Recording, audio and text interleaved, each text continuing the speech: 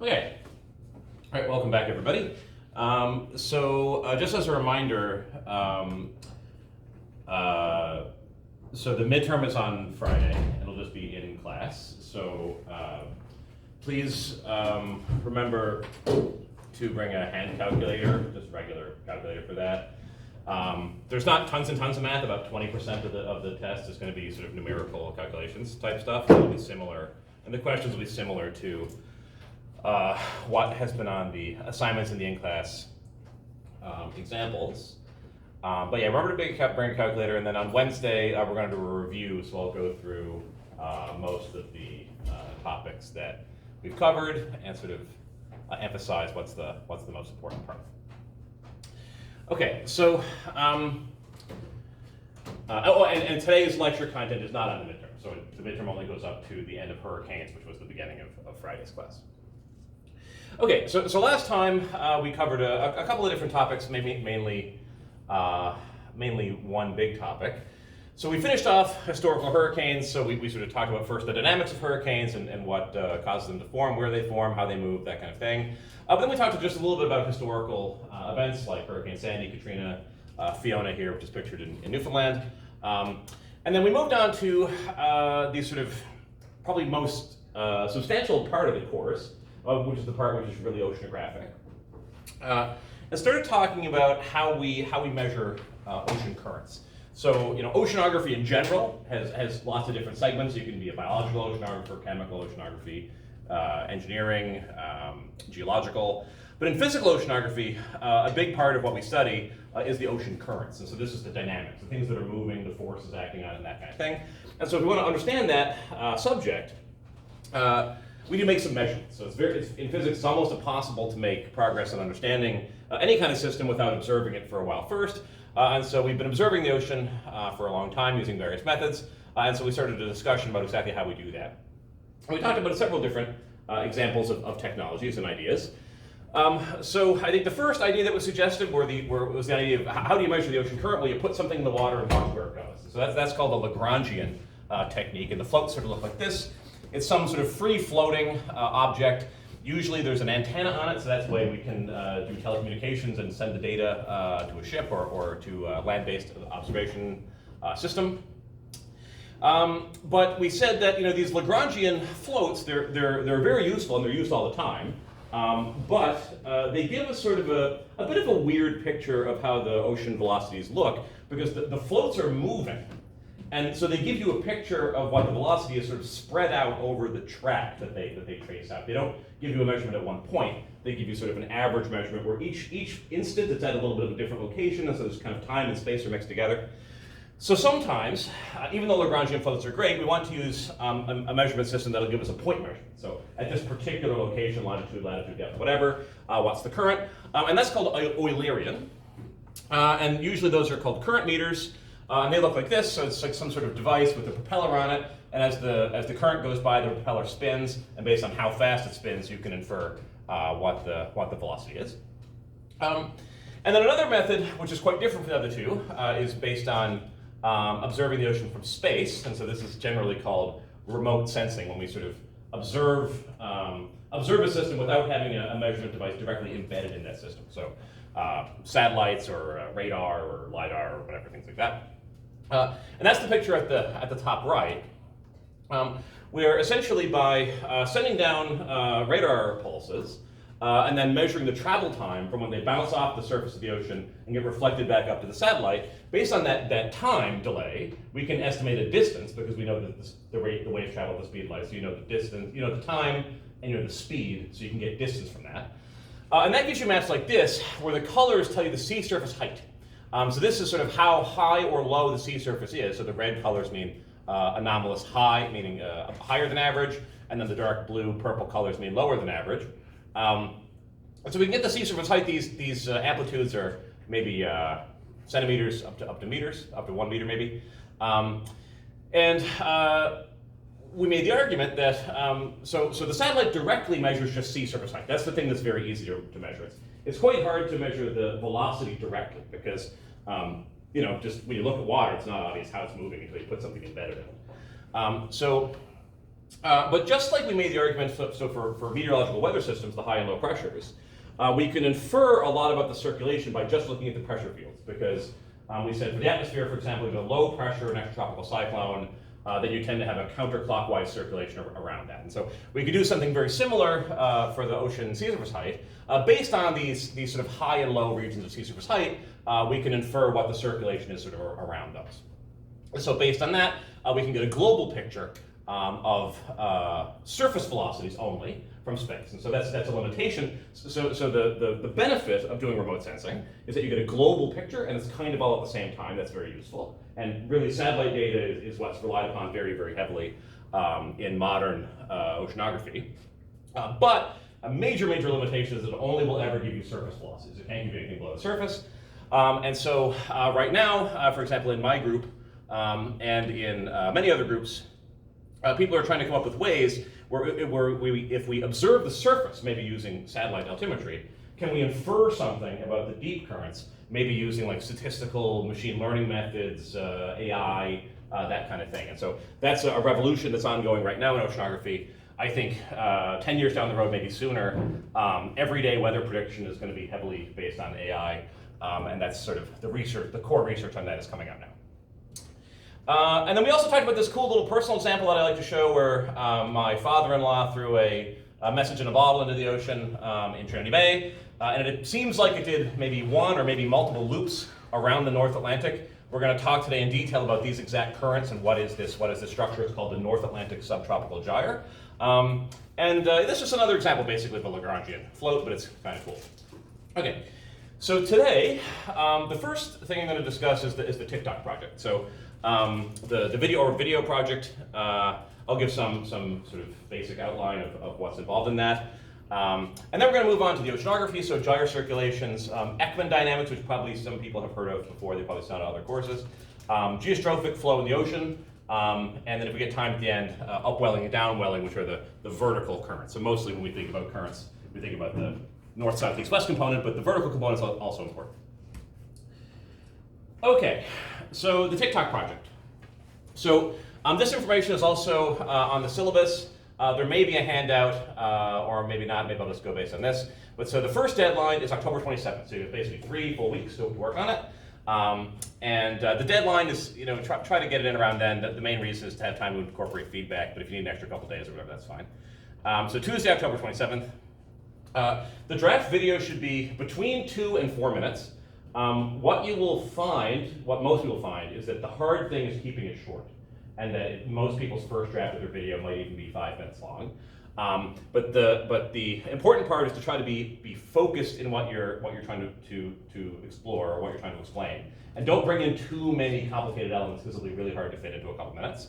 And just in today's information economy with popular science and everything else, short videos are becoming increasingly popular, and so understanding how to communicate ideas in short form is very important, very valuable. Lots of YouTube shorts and things discuss these kinds of ideas. So what you have to do is go into the scientific literature, so it means like primary journal articles, like journals like Nature, Science, whatever, there's a Journal of Physical Oceanography, and pick one article, so one original primary literature article, that's related to physical oceanography. And I'm pretty broad about what I mean by that. If it's ocean climate or has an atmospheric element or has like a machine learning element, that's fine. But it should be related to physical oceanography, and the focus should be more on the physics.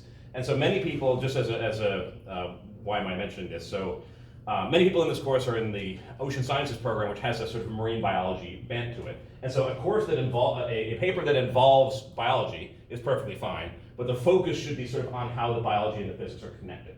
So it shouldn't be just about like the life cycle of marine bacteria or something, but if it was about how marine bacteria get moved around by ocean currents, well then that would be perfectly good. So just have some physical component has to be a primary component, but it can also have other components, that's fine.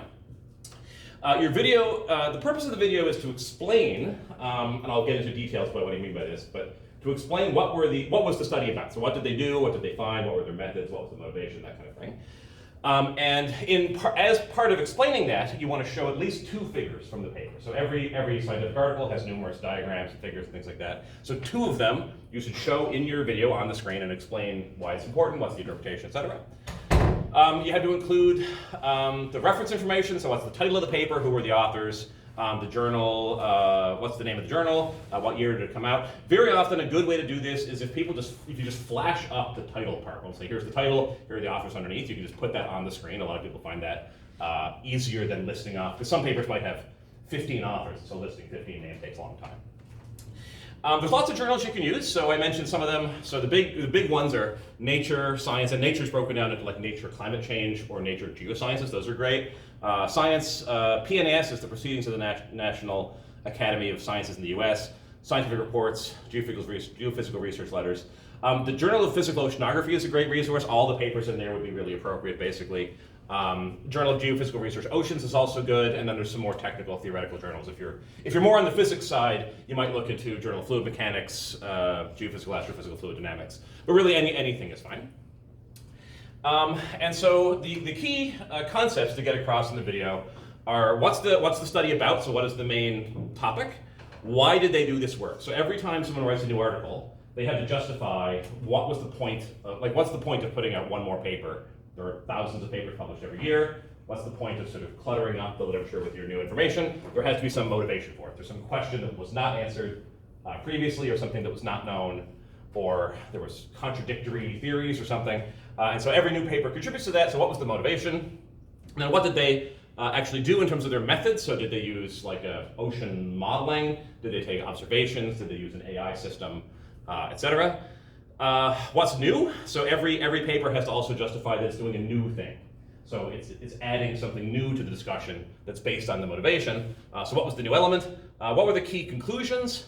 What's the impact or significance? So like what would be the takeaway? If you were writing a press release saying this is the paper, what would be the sort of public perception of why it's important? And this could be something very general. It could be like, you know, the oceans are important for climate change, and this is about understanding how the oceans are going to change ocean acidification and stuff like that.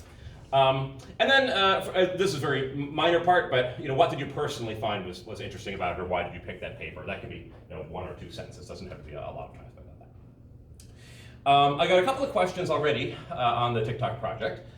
So a few people asked, do you have to use TikTok specifically? The answer is definitely no. You can use any video software, YouTube, TikTok, your phone, apps, whatever, doesn't matter, as long as it can make a video presentation that has visuals and then audio together.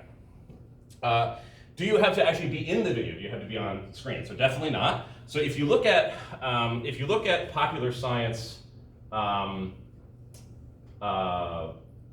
presentations and videos that are very popular, it is almost always the case that the presenter is in the video. It's just the fact of what is done.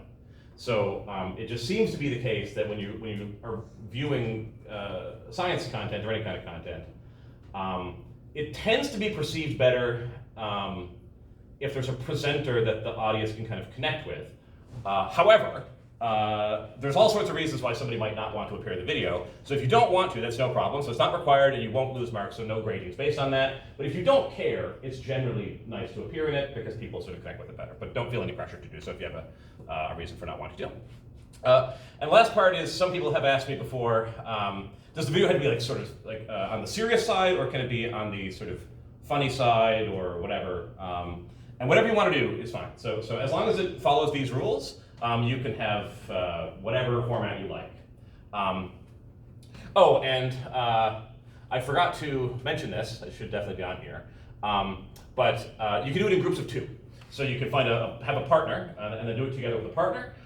If you need groups of, if 1 or 2 groups with numbers, like needs a group of 3 or you want to do it individually, that's fine too. But it's a bit of work putting together the video, and also having 2 people, it helps with the research, and also if you have options then in terms of the video, you could frame it as a conversation or a back and forth, whatever you want to do. Yes?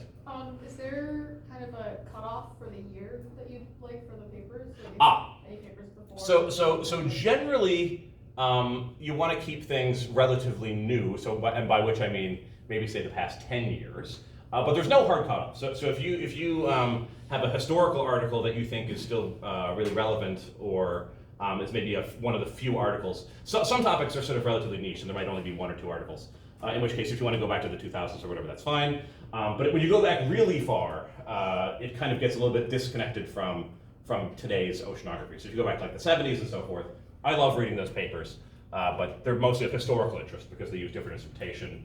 Computers basically didn't exist, things like that. So there's no hard cutoff, but most people will find that it's easier to focus on the past 10 years. So going back to 2015, yeah, that's it. So I'm just going to show a quick example. So, and I'll maybe show a few other examples in the next few classes, or maybe after the midterm. Just some ideas. So here are just some random ideas that would be possible. So put up in the corner here, be focused in your scope. So it's not going to be possible to cover every aspect of any topic because you only have a couple minutes and you're only focusing on one paper. So it's more important to get one concise, clear, well-delivered, nice-looking, aesthetic message than try to focus on way too many things. So being focused is good. Here are just a bunch of random ideas. So you can focus on a current system like Gulf Stream, Kuroshio, whatever. You can focus on modeling. So for example, climate change modeling or regional modeling, storm surge modeling. Waves are popular. My one comment is, so every year tsunamis are a popular topic. It's very, very interesting, and we're going to cover tsunamis later. So if you're interested in doing tsunamis, that's fine. But if you're only kind of interested, maybe skip it because there'll be definitely several tsunami videos. Eddies, waves, La Nina, ocean instrumentation is a good topic, like talking about how we actually observe the ocean. And then ice has great connections, sea ice or ice shelves and glaciers. And all these topics we're going to mention somewhere in the rest of the course, and so it'll all connect nicely. Oh, and something that I forgot to mention is, so on the last day of class, so the structure of the project is that you'll do a first draft, submit that on the 27th. And then I'll get back to you with feedback saying maybe expand this area a little bit, maybe this could be clarified, etc. Then you submit a final draft. The first draft is worth 4%, the final draft is worth 5%, and then on the last day of class, we usually have like a pizza party and watch all the different TikToks. And so you'll get to see all the other ones in your class. Okay. So, can you put your hand up if you're familiar with Google Scholar? Okay, so most people have used it before. So this is a really good way. So Google Scholar and just Google in general are great ways to sort of get started with this. And so I'll just do a quick example. So let's say you wanted to talk about eddies, meaning we had like ocean vortices that are kind of like weather systems in the Southern Ocean. So that would be a sort of nice starting place. It's an ocean process and it's a region, so it's a little bit more specific than just something like waves. But then how would you get started with that? So the first thing that I would recommend doing is just simply Google the topic. And you'd be absolutely shocked at how often simply Googling the question is relevant even at the level of professional research. I often learn things by just Googling the topic. And so you get some little blurb, AI-driven, saying there's eddies that are in the Antarctic Circumpolar Current, and there might be some top hits. Like in this case, there's a Wikipedia page is great to start with. I would always read the Wikipedia page if there is one. This case, there's not a Wikipedia page, but there's something called Ocean Eddies coming from NOAA, so that's a really good source. So you go and read that article. And then you can go into Google Scholar and get a bit more specific. So for example, Google Scholar, and so we could search something like eddies in the Southern Ocean. And now we'll get all kinds of papers, and each one of these links is a link to a specific article. And what I tend to look for are articles, when you start on a project like this where you're kind of coming in, you're not going to know a ton about the topic in the beginning, this is an introductory course. So what you want to look for is articles that have a very general sounding title and also have lots of citations. That's a good place to start because usually that's sort of for a general audience. So for example here, role of eddies in the Southern Ocean, temperature response to the Southern Annular Mode.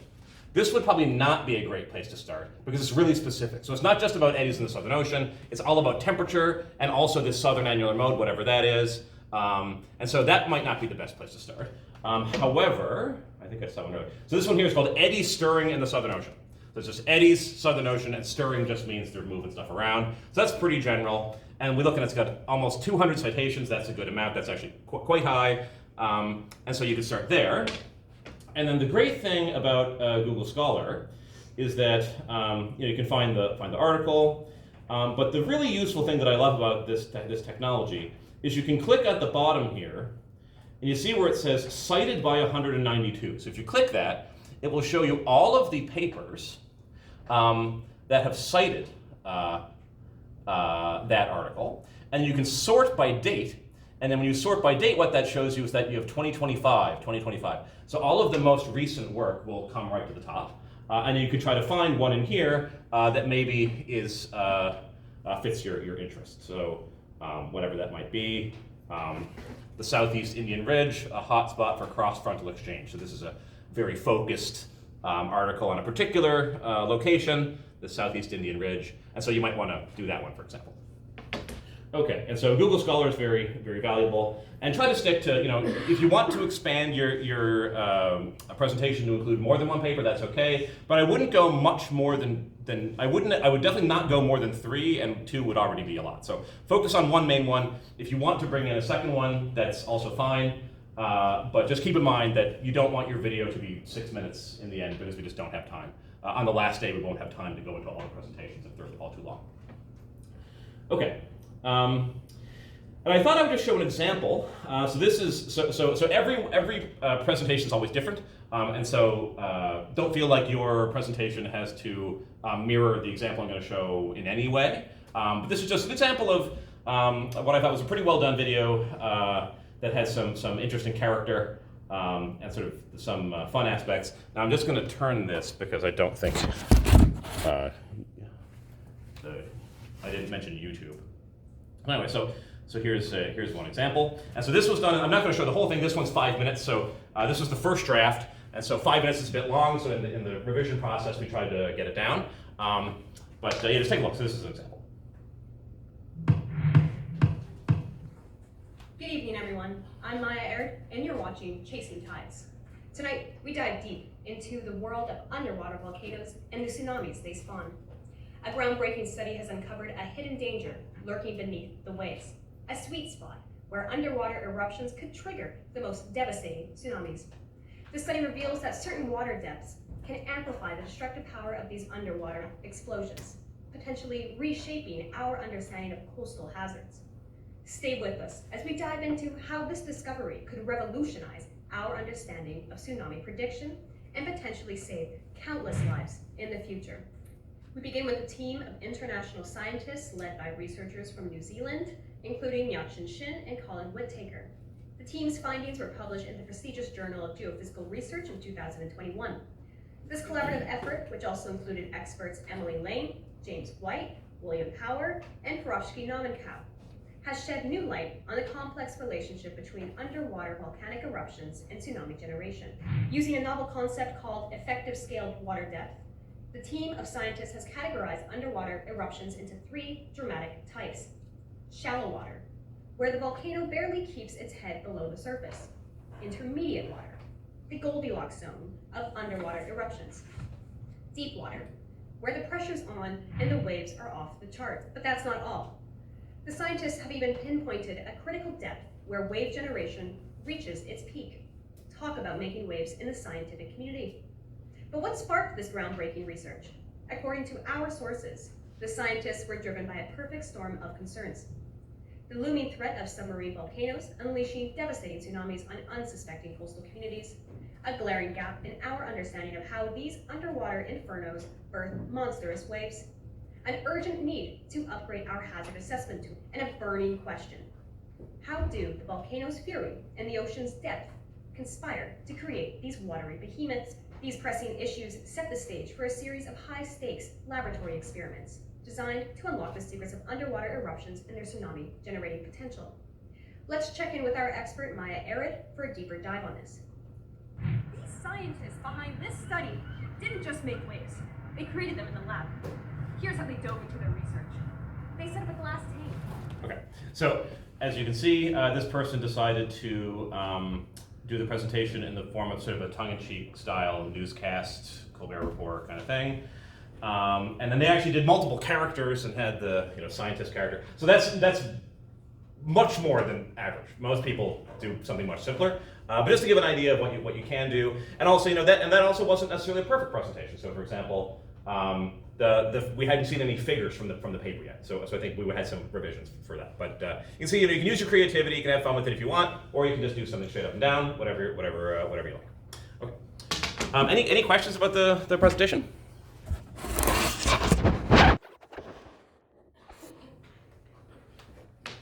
Okay, great.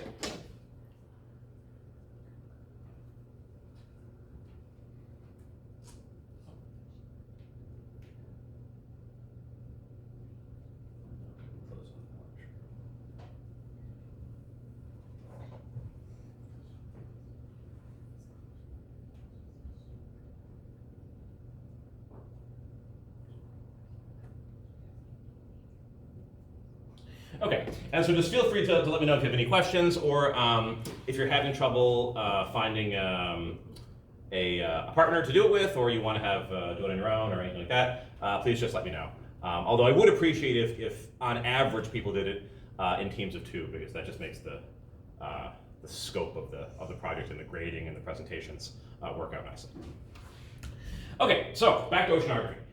So last time we talked about a bunch of different methods, Lagrangian drifters, Eulerian current meters, ADCPs, satellite altimetry, and largely the Argo floats get at deep currents, but largely those are methods for measuring surface currents. Surface currents are easier to measure because they're at the surface, that's one thing, and also they tend to be stronger. So the strongest currents in the ocean are always at the surface. But there are also currents that exist in the deeper ocean, which tend to be much, much slower, and they're harder to measure for that reason and the reason that they're not at the surface. So to infer the deep currents, we use all sorts of different methods, and some of them are sort of opportunistic.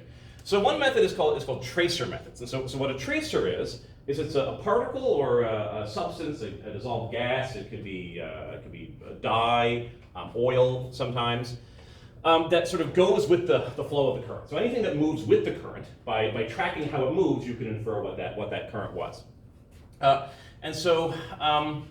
Actually, in the past, we have emitted some pollutants, some nuclear pollutants, and also things like chlorofluorocarbon CFCs, that have been taken up by the ocean at the surface, and then they get transported around over long periods of time by the deep currents.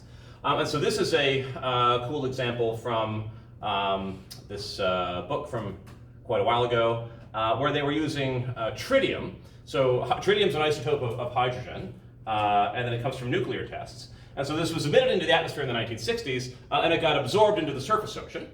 And what these two figures are showing is it's just, so surveys were conducted where they measured the concentration of these spectral isotopes in the water. And they made 2 different measurements. So they made a measurement in 1972, and that's the top, and this is in the western North Atlantic. And then they measured again in 1981, and they asked sort of how has this tritium, this nuclear pollution, how has this moved around in the intervening period.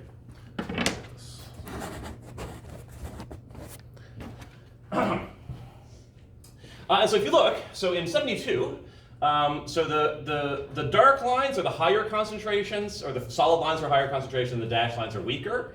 And so what you can see is, basically the main signal is most of the tritium's at the surface. That makes sense, because that's where it comes from the atmosphere.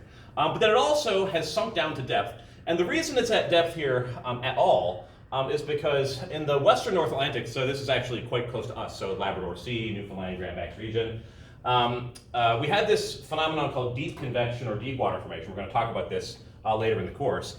But in our neck of the woods, the surface waters get so cold because of the cold winters we have that it becomes really dense and it sinks down several thousand meters. On the second assignment, you get to do a little calculation about this. And so some of this surface tritium gets brought down to depth by that sinking motion.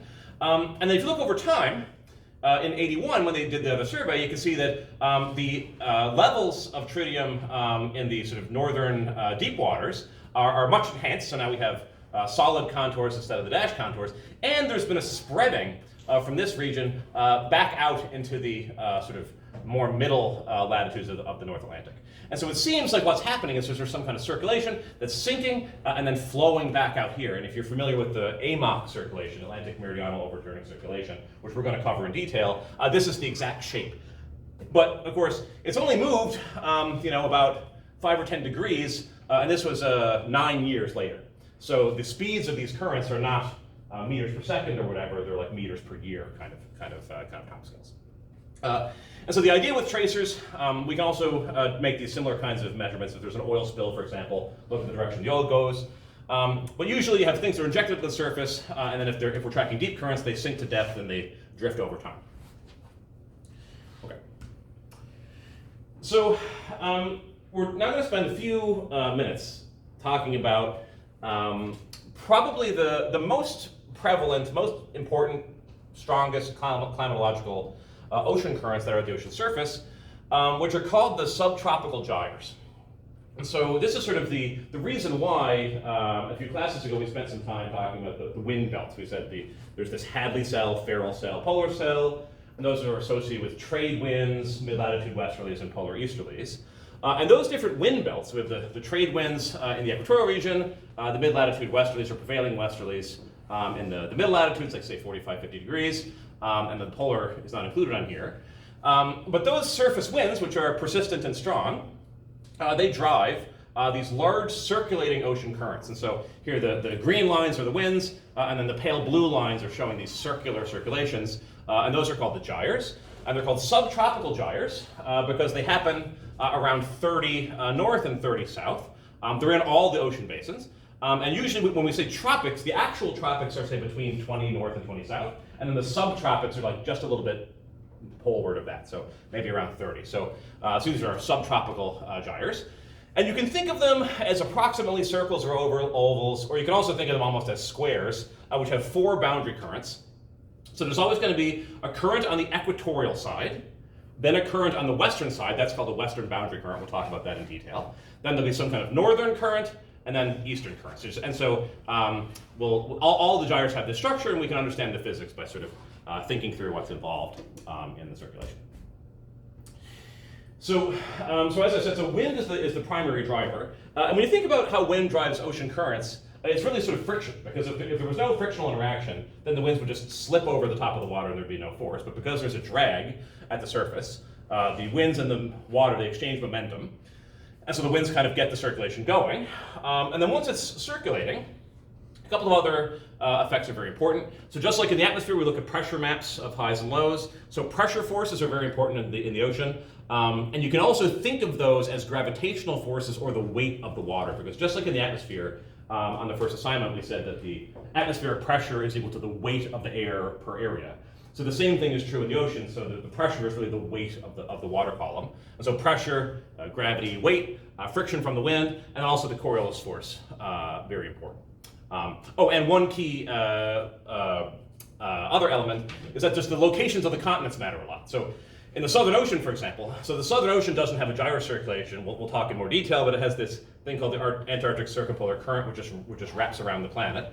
But in most of the, when all the other ocean basins, there's continents on the side, and so that geometry also affects the way the circulation works. Okay, so all of the gyres, the subtropical gyres, can be understood using sort of a very step-by-step physical explanation. One important observation that sort of is related to this mechanistic explanation is the rotational sense of the gyre. So if we look here, this one is called the North Atlantic subtropical gyre.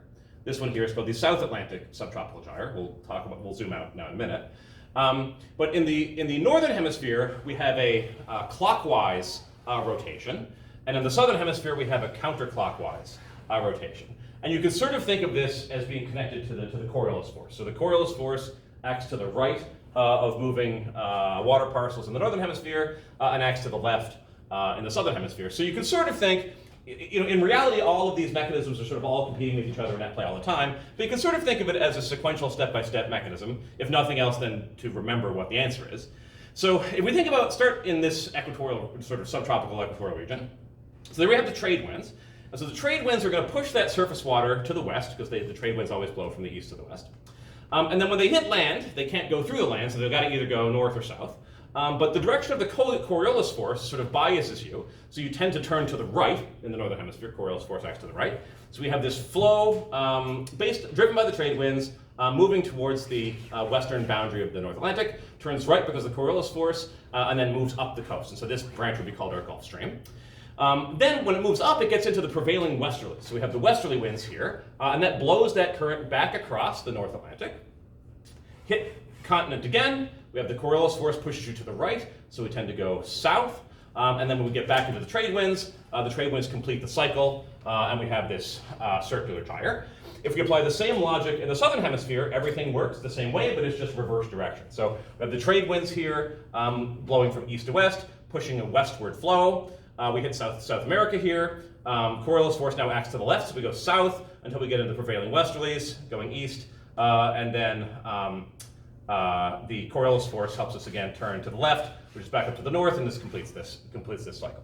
So just by sort of logically thinking through the steps of how the winds and the Coriolis force and the continents sort of fit together to create a rotational circulation, it's not too hard to remember this fact that we have a clockwise circulation in the northern hemisphere and a counterclockwise circulation in the southern hemisphere. Okay, so what do all the different gyres actually look like? So this is sort of a global picture. So as I said, we have 5 subtropical gyres. So they're happening in all of the ocean basins. So in the North Atlantic subtropical gyre, South Atlantic subtropical gyre, in the Indian Ocean, it's the Indian subtropical gyre, South Pacific and North Pacific. So that's 5 gyre systems in total. And if we compare the Northern Hemisphere ones, so in the North Atlantic, we have this clockwise circulation, and in the North Pacific, the same way. So we have the equatorial circulation here, coming up in the Kuroshio, we'll talk about that, and this other clockwise circulation. And then down in the Southern Hemisphere, we have 3 of them. So in the South Atlantic, we have a counterclockwise circulation, same in the Indian, counterclockwise circulation, and in the Pacific Ocean. There are many dynamical similarities between all these different ocean basin gyre circulations. One point here is that on this diagram, the colors are used to tell which currents are warm and which currents are cold. And so warm currents generally transport warm water from the tropics to the poles. And so, for example, in the North Atlantic, we get the Gulf Stream. So the Gulf Stream is red, it's a warm current. It's bringing up this warm tropical waters up along the eastern seaboard and into the North Atlantic. And the conventional wisdom is that all this heat that we bring up is one of the reasons why Western Europe has a sort of a milder climate compared to some other places. And in the Pacific, we have the same thing. So we have this strong, warm current called the Kuroshio. The Kuroshio is the analog of the Gulf Stream in the Pacific Ocean. And that brings up all this warm water from the tropics up along the coast of Japan before it spreads into the North Pacific current in the middle. On the other side of the basins, we have a cold current. So the Canary current is the eastern boundary current of the North Atlantic subtropical gyre. And that's now taking colder polar waters and bringing them down south. And so this is sort of a cooling and drying effect, especially on northwestern Africa. And then we close off with an equatorial current at the bottom. And an interesting observation you can make is that the warm currents, the direction of the flow of the warm currents, is different between the northern and southern hemispheres. So in the northern hemisphere, North Atlantic, we have the Gulf Stream that flows basically north. And in the South Atlantic, there's also a red warm current, but because you have to bring water from where it's warm, which is the equator, to where it's cold, which is the poles, now that current goes south. And so the Brazil current is sort of the Gulf Stream of the South Atlantic, and that brings warm water down along the east coast of South America, down towards the Southern Ocean. So I'll just mention, so I'll highlight in a few slides. There's just a table that shows all the names of these currents. There's a million different names. Every little current has been named for historical reasons, based on geography, local history, etc. And so I'm not expecting you to know all these names and memorize that, but it'd be nice to know the ones for the North Atlantic. I think it's not too hard. So we have the Gulf Stream, the North Atlantic current, the Canary current, and the North Equatorial current. Okay. So we have these 5 subtropical gyres. I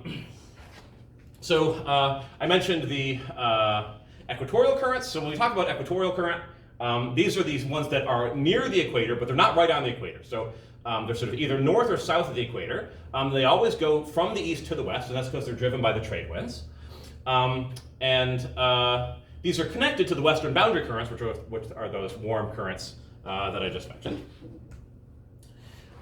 We also have the northern and southern boundary currents. So in our North Atlantic gyre, it's called the North Atlantic current, which is kind of like an extension of the Gulf Stream that flows west-east. That's driven by the trade wind, the prevailing westerlies there. And in the southern hemisphere, those would be southern boundary currents. For all of the gyres in the southern hemisphere, the southern boundary is really provided by the ACC. So all across here in the Southern Ocean, there's a current that flows from west to east. And that sort of provides the bottom boundaries of all of the southern hemisphere subtropical gyres. And then we also have these eastern boundary currents like the Canary Current. Those are cold.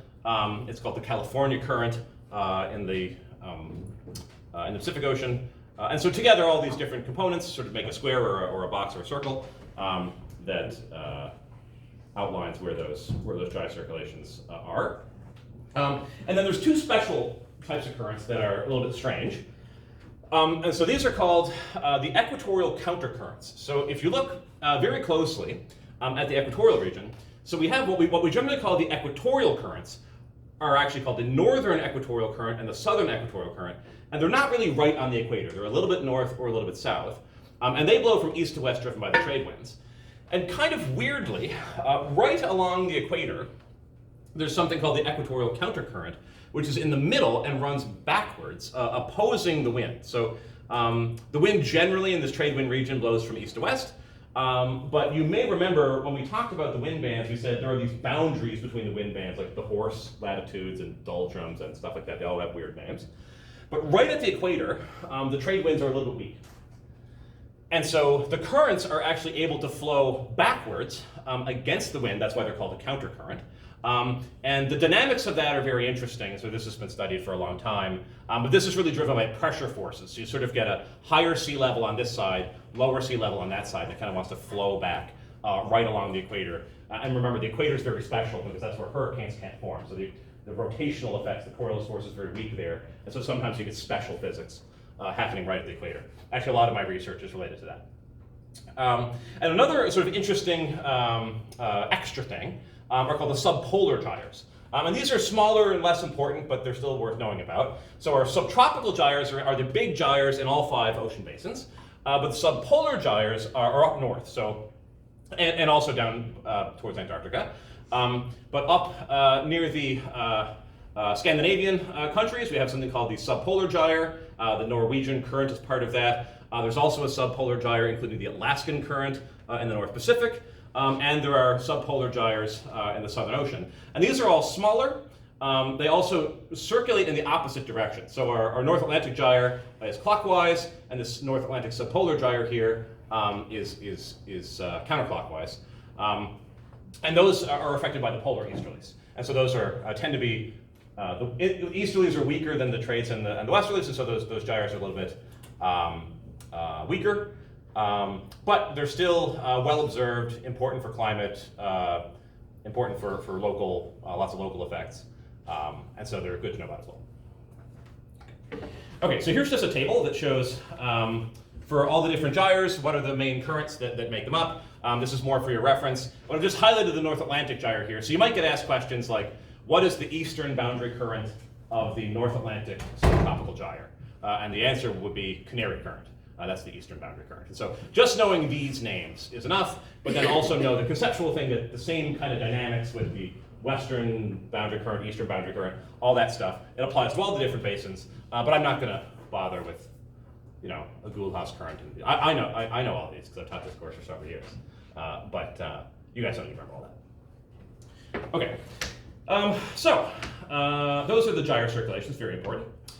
And the next piece of physics that we'll talk about is closely related to this. So we haven't really, we've sort of mentioned some aspects of how those gyres are driven in terms of Coriolis force and winds. But it turns out that the way the winds interact with the ocean is a little bit subtle.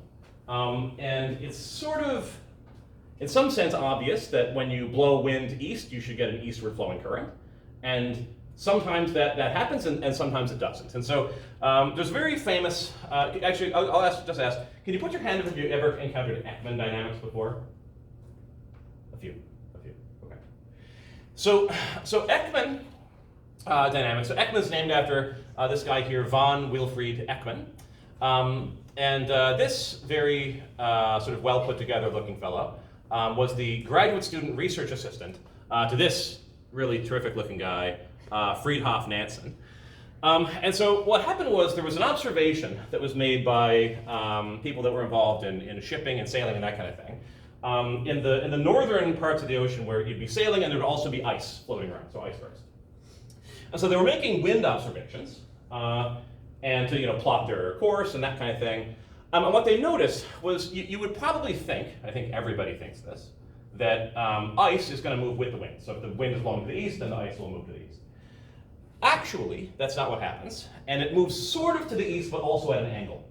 So what was observed is that if the wind, so here's your ship, if the wind is blowing north, for example, then the icebergs, which you would expect to drift north, they actually drift north, but about 20 degrees or 45 degrees to the east of north. So they move with the wind, but at an angle. And that happens in the northern hemisphere, and the southern hemisphere is to the left of the wind. And so you probably think already that means it's something to do with the Coriolis force, because the Coriolis force differs in its sign between the two hemispheres. But this observation basically led to a really important development in the history of understanding the physical theory of oceanography, and sort of underpins this observation and the theory that came out of it, sort of really underpins a ton of stuff in our understanding of physical oceanography. But before getting into the details of the theory, we'll probably get to that next class. I just want to talk about Nansen, so this guy here. He had a very, very interesting life. So Nansen, so it wasn't always the case that the countries that we have today were countries in the past. And so Nansen helped establish Norway as an independent country. He also did, so the League of Nations, that's an old school term, you might have seen this one in history, it's a vague memory for me. But now we have the United Nations, but in the past we had the League of Nations, which is some old version. And this guy worked a lot for refugees displaced by war, and he actually won a Nobel Peace Prize for his work during World War I on displaced people. And actually, you could almost say he won 2 Nobel Peace Prizes. I don't know of anybody else who's done this. He was deceased for the second one, but the office that was named for him, the Nansen International Office for Refugees, won another Nobel Peace Prize in 1938. So very, very impressive. You could argue the most important thing you can do is this kind of work, and so that was very impressive. But also, he did lots of stuff in oceanography, including development of instrumentation. I'm going to talk a little bit about some of the stuff he invented. And his son, Og Nansen, is this guy, and he also was the co-founder of UNICEF and wrote a diary about the concentration camps in World War II. So another very interesting person with a very important life story. So last topic I'll mention is the observational system that Nansen came up with, and we'll talk about Ekman next week after the midterm. So how do we make ocean observations? We talked about various ways, satellites and so forth. But what if you wanted to measure like the salinity, or say what organisms are in the water, like what's the biology content, etc. So to do that, you need to actually get a sample of the water, and often we want to take a sample from different depths. So it's easy to take water from the surface, you just take a measuring cup and scoop some out. But if you want to know what's the salinity of the water at 1,000 meters depth, how do you do that?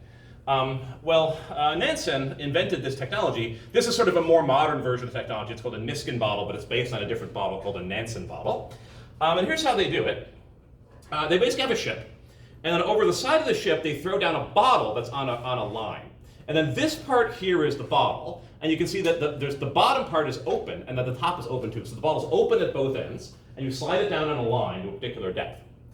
Then there's a weight system where you can, on this line that the boat is connected to the ship, you can slide a heavy weight down the line, and when it hits the bottle, it triggers a release mechanism that allows the top and bottom openings to snap shut. And so the thing just goes down, and sort of the water's just going through the bottle. And at a certain point, you send down the weight, it triggers the mechanism, and it snaps it closed. And whatever water was inside that at that particular depth gets trapped in the bottle, and then you can bring it up to the surface and take whatever kind of chemical analysis or boil the water off and measure the salinity or whatever you want to do. And so, yeah, so this guy, major figure in the history of oceanography and also peace efforts.